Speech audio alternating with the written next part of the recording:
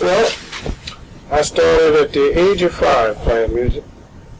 Grew up in the church on gospel music, which led into blues, which led into jazz. And from there, which is in Bloomington, Illinois, where I was. And then I went to Boston, went to school in Boston, studied in Boston. And in 1976, I went to New York, and I started touring with Pat Martino, which was my first record for Warner Brothers record. And from there, things just kind of kept going. You know, Sonny Rollins and this, and then with Jaco Pastorius, and Gil Evans Orchestra, and finally I was with Sting, and you know, just things coming in. I had Bushrock. I was always working on my own group all the time. You know. What has been your main influences when you began to play? Well, as a keyboardist, I always liked Jimmy Smith and Herbie Hancock and McCoy Tyner. I think those are my favorite keyboard players. And I got a lot of energy from them. You know, vocally, I liked Stevie Wonder, Donny Hathaway, James Brown, you know. Ow! I feel good!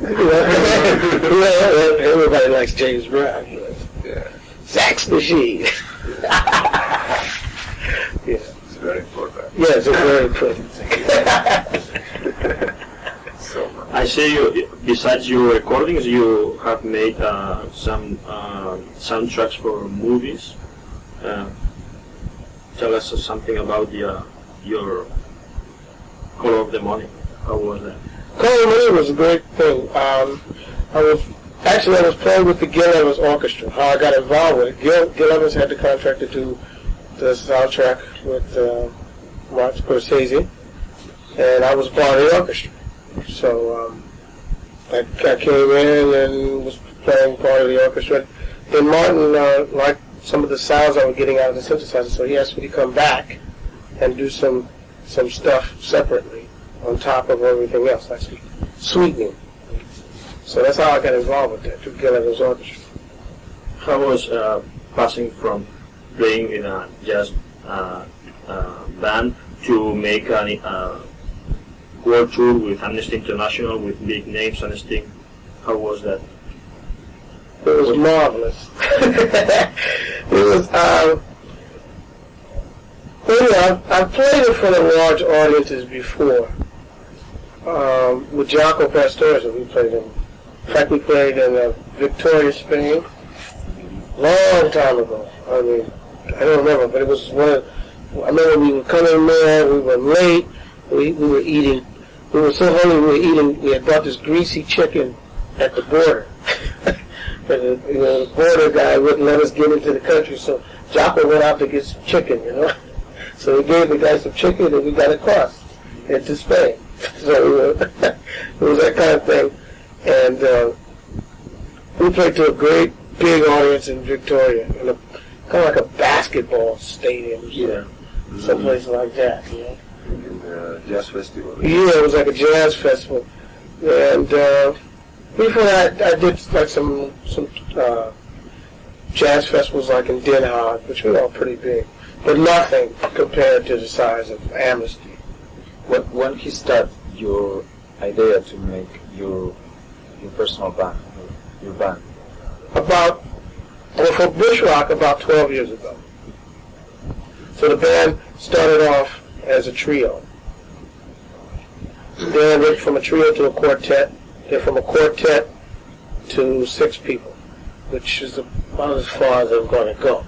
You know, right now I really like the way the band is, because there's a lot.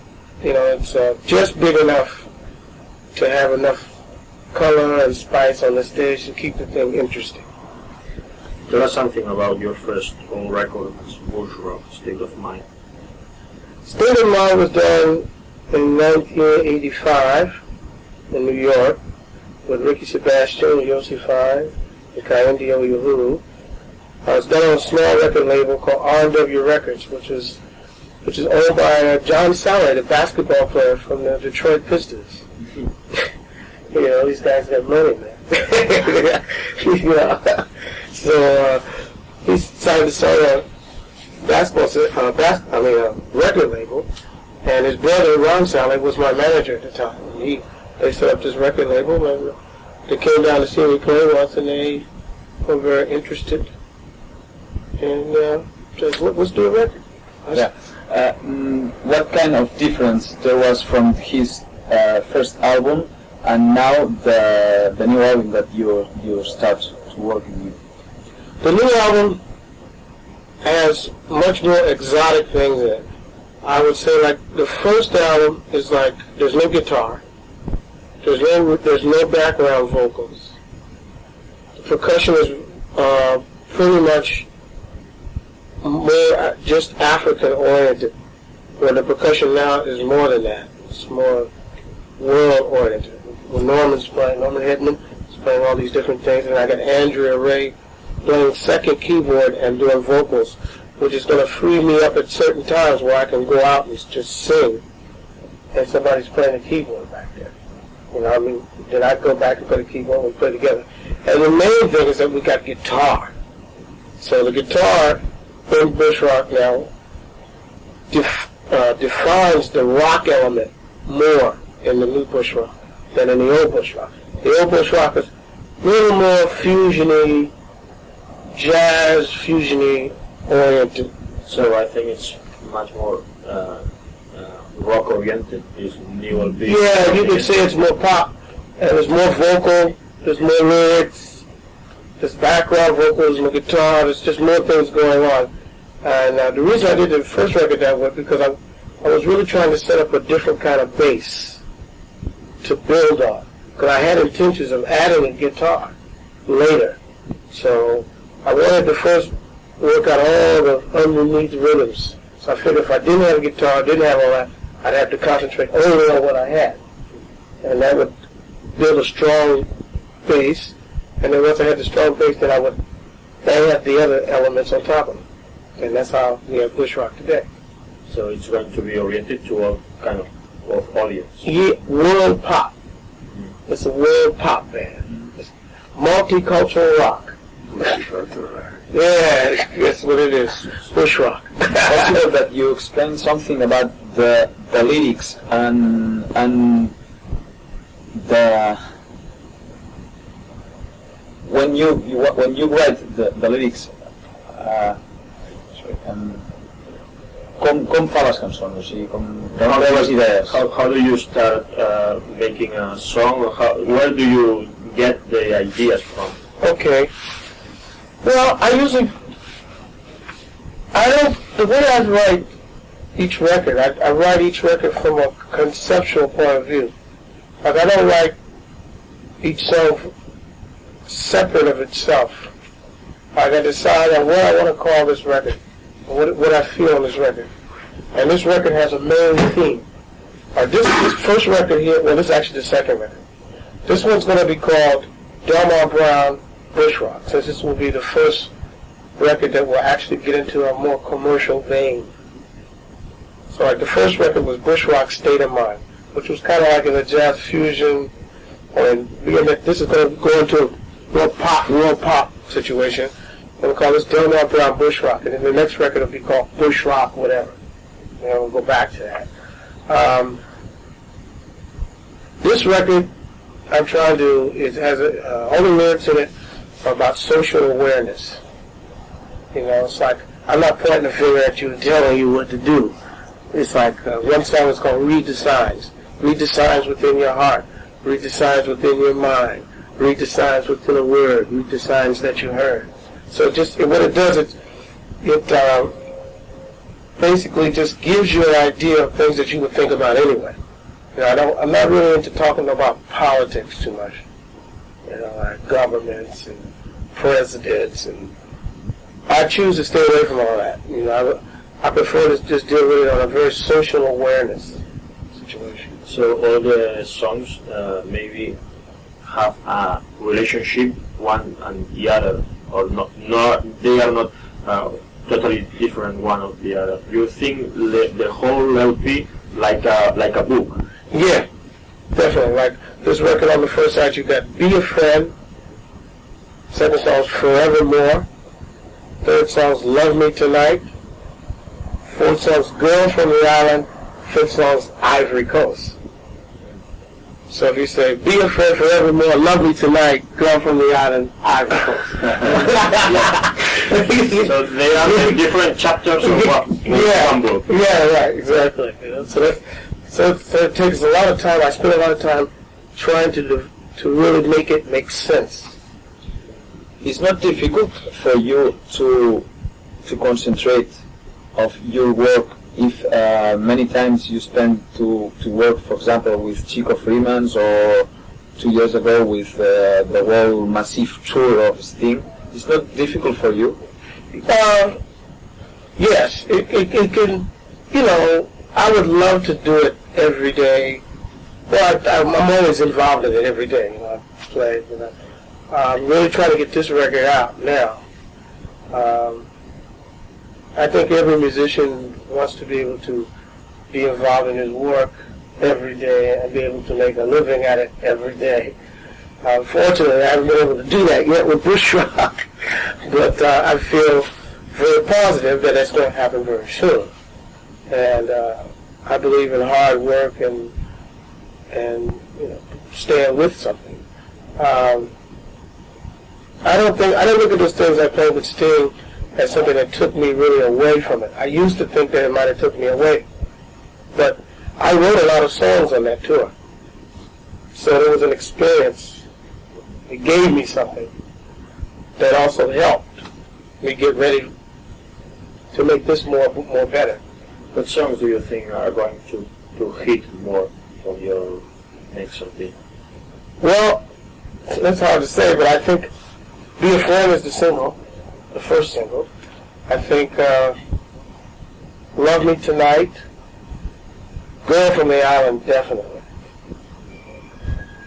You know, everybody likes reggae, man. Reggae is a real deep thing. You know, it's hard to say. I would say, yeah, every song is going to be great, but I hope, I don't know. The one thing that I'm trying to do with this, which is different than a lot of things that are going on, is that there are a lot of groups that do these records, and they don't really play. So you hear the record and you go to the show and everybody's lip syncing. Terrible at $40 a ticket. Terrible. So with bushrock, you won't find that. Bushrock will establish the integrity of music by I have a working band that can actually play this what you are listening to. So when you buy this record, you'll know that when you go to the show, you're going to see something that's what's on this record. So what do you want to achieve mainly with this next record? Well, what I'd like to achieve, I guess, is to get this record out and spread this music to everybody, to every ear that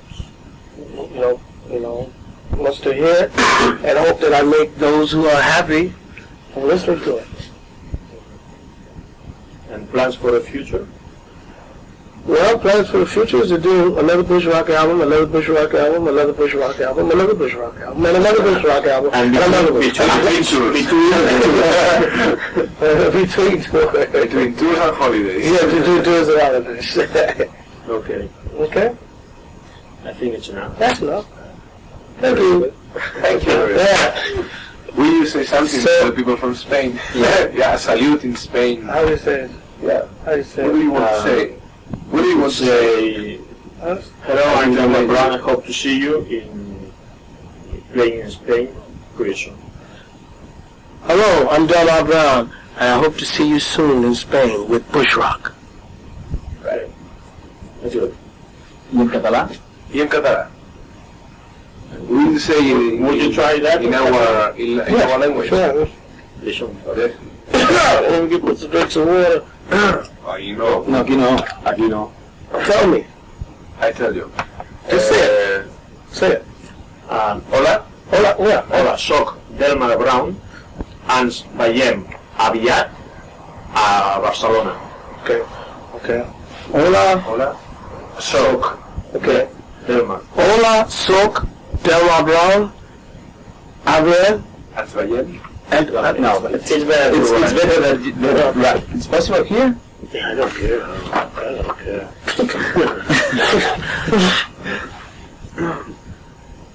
Because in Catalan it's difficult. Yeah. It's not like Spanish, eh? Oh yeah, right. Yeah, it's right. It's different. Yeah. So Barcelona, it's Catalan. Yeah, right. Yeah, it's a different place. This is very nice for the people. Hola, soc Delmar Brown. Ens veiem aviat a Barcelona. Hola, soc Delmar Brown, Ants, Bayern, Aviat, Barcelona. Barcelona. Yeah. Hola, soc Delmar Brown, Ens Ants, okay. Hola, soc Delmar Brown, Ants, veiem. Bayern or Bayern? Veiem. Bayern. Bayern. Hola, soc Delmar Brown, Ants, Bayern, Aviat, Barcelona. That's right. Okay? So ready? Hola, soc Delmar Brown, Ants, Bayern, Aviat, Barcelona. That's perfect. Okay. You do it perfectly. Yeah, it was good. Brilliant. Yeah. Okay. Oh, great.